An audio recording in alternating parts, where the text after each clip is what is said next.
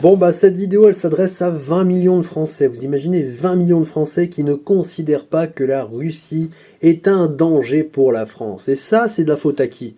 C'est de la faute à votre petit cerveau qui absorbe la propagande de CNews, de TPMP, de RT, de Omerta, de Frontières, de Sud Radio, du RN, LFI, Asselineau, Dupont-Aignan, Philippot, Valeurs Actuelles, Zemmour, les LR, la famille Sarkozy, Fillon, Trump, Musk, etc. Bref, vous êtes soumis à la propagande des fascistes et de ceux qui veulent la fin du monde. Vous voulez absolument que la Russie vous roule dessus.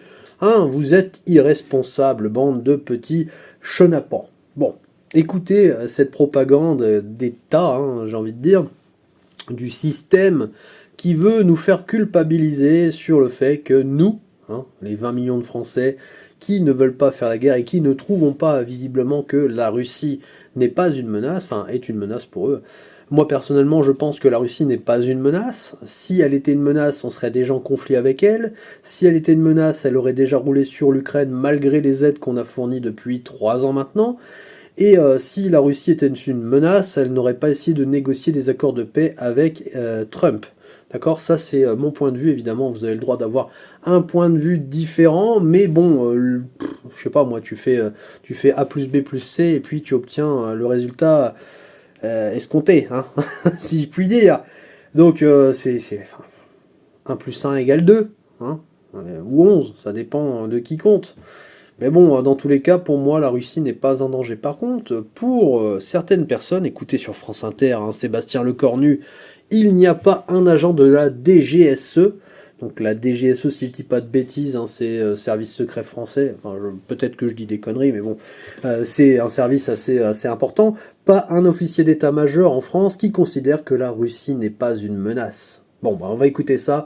C'est assez rigolo, ça dure 1 minute 3, mais ça vaut le coup d'être écouté quand même. Écoutons un peu la propagande étatique. En fait, on ne peut pas passer d'une forme d'insouciance dividende de la paix à une forme de fébrilité. Oh là là, c'est la Troisième Guerre mondiale. En fait, c'est On y est un peu là. Oui, mais enfin, faut rester calme. Être français aussi, je crois, dans ce moment, c'est de rester calme et confiant. Non, je crois que sur la menace russe, de fait, on n'a jamais varié. C'est sûr qu'on a un système politique et parfois médiatique qui n'a pas envie de le voir. Bon, moi je suis ministre des Armées, vous n'avez pas un agent de la DGSE, vous n'avez pas un officier d'état-major actuellement en France qui considère que la Russie n'est pas une menace. Donc après, je ne sais pas en quelle langue il faut le dire, peut-être à certains en russe, mais la réalité, c'est que oui, un pays qui s'est habitué à sa survie politique par de l'agressivité extérieure et dont désormais l'économie repose en grande partie justement sur un effort de guerre et qui désormais engagé dans des coopérations des plus dangereuses avec Téhéran d'une part et la Corée du Nord d'autre part, sans oublier les transferts de technologie éventuels, sans oublier les programmes d'armement que même la guerre froide avait permis de réguler, typiquement l'envoi d'armes nucléaires dans l'espace. Il n'y a pas grand-chose à attendre de positif de ce Moi j'ai côté-là. envie de dire, si on n'était pas un continent de régulation, de j'entrave les gens qui veulent innover, de j'entrave les gens qui veulent faire en sorte que le pays et surtout l'Europe, puisqu'il parle tout le temps d'Europe, s'en sortent, eh bien on serait peut-être un petit peu plus avancé technologiquement, on aurait une économie un petit peu plus robuste et on pourrait commencer par faire les gros bras. Parce qu'actuellement, notre armée, notre défense, elle repose sur quoi? En France, elle repose sur la détention de la bombe nucléaire, de l'arme atomique. La capacité de vitrifier son ennemi, c'est quand même assez dissuasif. En Europe, on a quelques petits soldats, quelques petites armées à droite à gauche, mais on n'est pas très, on n'est pas très militaire. Pourquoi? Parce que ça a été démantelé, on a raboté les budgets, on a fait fermer des camps militaires. Moi, j'habite pas très loin. J'ai vu l'armée quand j'étais jeune, aujourd'hui je la vois plus. Il n'y a plus d'armée en France, il n'y a plus. J'avais des camps militaires de partout, des entraînements quasiment toutes les semaines, j'entendais des tirs de balles à blanc dans tous les sens, j'entendais vraiment les tirs de canon, les chars, j'ai même vu les chars Leclerc s'entraîner, etc. Les hélicoptères, les avions tourner au-dessus de chez moi, enfin de chez mes parents. Ça, je le voyais à l'époque. Aujourd'hui, on le voit plus.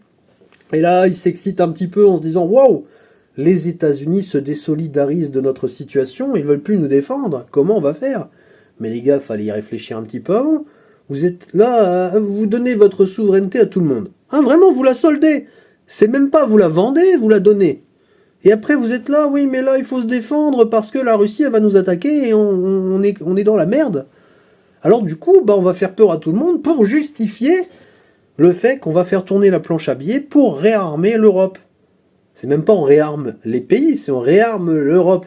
Donc c'est une armée européenne, donc en fait on arrive petit à petit à cette fédération. Hein. Ça fait beaucoup de vidéos que visiblement, je le sais, hein, de toute façon via l'algorithme, vous n'avez pas vu, hein, parce que la censure est énorme sur ma petite chaîne, ma petite personne. C'est un truc de fou. Mais donc, je vous disais que, voilà, hein, quand tu démontes des pays comme ça depuis 50 ans, c'est pas anodin. Au moins depuis 30 ans, minimum. Mais depuis 70, hein.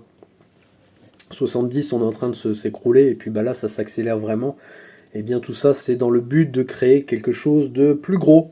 D'accord ? On dissout la France, on dissout l'Allemagne, on dissout la Pologne, la Roumanie, et puis tous les autres pays, et on en fait des États. Et qui c'est qui prend le contrôle, le plein pouvoir de tout ça ? Eh bien, c'est la Commission européenne qui deviendrait un gouvernement de l'Europe, hein, clairement. Et puis nous, on serait que des pantins, on serait des petites régions de cette Europe. Voilà. Donc au final, c'est eux qui géreraient notre vie sans pouvoir avoir notre mot à dire. Parce que là, on passerait de 68 millions de personnes en France qui auraient, entre guillemets, le droit de voter, à 400 millions et des poussières. Donc d'un coup, ça devient plus dur de pouvoir dire quelque chose, de peser dans le game. Et si tu as 400 millions de personnes qui sont soumises à la propagande, je peux vous dire que c'est déjà compliqué de sortir de cette propagande en France. Imaginez 400 millions de personnes soumises à la propagande. Bon, je vous laisse imaginer un peu le délire, ça va rien donner de très très bon, hein. C'est vraiment, là, il y en a certaines personnes, hein, celles qui sont à la tête de cet empire qui est en train de se créer, eux ils sont très bien, vous inquiétez pas. Par contre, les gens comme vous et moi, les lambda, ça va être très très dur. C'est déjà très très dur, honnêtement, mais ça va être vraiment très très très très dur. Mais voilà, hein, ces gens-là, ces guignols, ils donnent les clés du pays, et après ils se plaignent qu'ils n'ont plus les clés. Et que du coup, il faut s'agiter dans tous les sens, parce qu'il y a 20 millions de personnes qui sont vraiment très bêtes, hein, parce qu'elles regardent du CNews, du TPMP, du RT, du Omerta, du Frontière, du Sud Radio. Moi, je vous conseille vraiment de regarder ces chaînes, ces canaux médiatiques, parce que effectivement, ils disent les termes. Ça leur vaut des problèmes, hein, voilà, hein. Par exemple, C8 a été fermé, avec Collatéral Énergie 12. Ça leur vaut des problèmes. Moi, par exemple, sur cette chaîne, c'est censure à mort. Parce que j'ose dire les termes. Bon, personne ne les entend, parce que l'algorithme le détecte. Et moi, je fais pas l'effort de mâcher mes mots, en fait. Je vais pas dire des termes un peu décalés pour faire croire à l'algorithme que, tu vois... Non, moi, je dis les termes, et puis l'algorithme me censure. Bon, peut-être qu'un jour, j'arriverai à avoir de la portée. En attendant, l'histoire se rappellera que moi, j'ai dit les termes. Et je resterai droit dans mes bottes sur ça. Parce que, je suis pas pro-Kremlin, je suis pas pro-Poutine, je suis pas pro-Musk, pro-Trump, tout ce que tu veux. Moi, je suis juste un Français lambda qui vit en France, qui subit la France, hein, qui subit l'Europe. Je subis, je suis obligé de me lever tous les matins pour rien, c'est ça le pire, pour rien.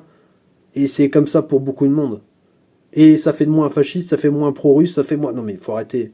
Franchement, faut arrêter. C'est vraiment... Ces gens-là, ils se regardent même plus dans les glaces. Enfin, la seule chose qu'ils regardent, clairement, c'est le chèque qui arrive tous les mois sur leur compte en banque. Tu vois, c'est combien de grammes je vais pouvoir me payer, combien de prostituées je vais pouvoir me taper, combien je vais faire ci, combien je vais faire ça. Alors évidemment, là, je parle de Sébastien Lecornu, je cible pas cette personne en particulier, vous avez compris l'idée, je cible le système et tous ceux qui participent à ce système. Après, évidemment, s'il y en a qui s'identifient à ça, c'est peut-être qu'elles ont des questions à se poser sur ce qu'elles font, d'accord ? Bon, voilà, vous avez compris l'idée. Faut pas regarder TPMP, CNews, etc., toutes les chaînes que j'ai citées, parce que c'est ces chaînes-là qui sont en train de vous lobotomiser le cerveau et qui conduisent le pays à leur perte. Non mais lol. On devrait foutre tous ces gens-là à la porte. Hein, vraiment, on devrait les foutre à la porte pour de vrai. Sans chèque d'indemnisation. On déclenche la loi de réquisition. Hein, parce que visiblement, eux, ils veulent nous réquisitionner. Nous, on reprend le pouvoir, on les réquisitionne, on leur pique tout. Même le slip, ils finissent à poil, les gars. À poil dans la rue. Ils se démerdent. Voilà, ils vont savoir ce que c'est la vie de France. La vie de millions de Français, la vie de millions d'Européens. Ils vont savoir ce que c'est de se retrouver dans la merde. Et puis, ces gens-là, on les aide pas. Hein. On les aide pas. Tu crois qu'ils nous aident, eux ? Non, on les fout dans la rue à poil et puis démerdez-vous. Hein. Démerdez-vous, montrez-nous ce que vous avez dans les tripes. Montrez-nous comment vous travaillez. Hein. Comment vous trouvez un travail. Vous traversez la rue ? Bonne chance, parce que vous avez tout détruit. Et puis voilà, ces gens-là, c'est des catastrophes. Hein. C'est des catastrophes. Allez, restez informés, enfin, du moins sur les canaux que j'ai cités. Informez-vous, réinformez-vous et surtout, résistez. Hein. On est sous occupation. Donc, résistez. Soyez la résistance.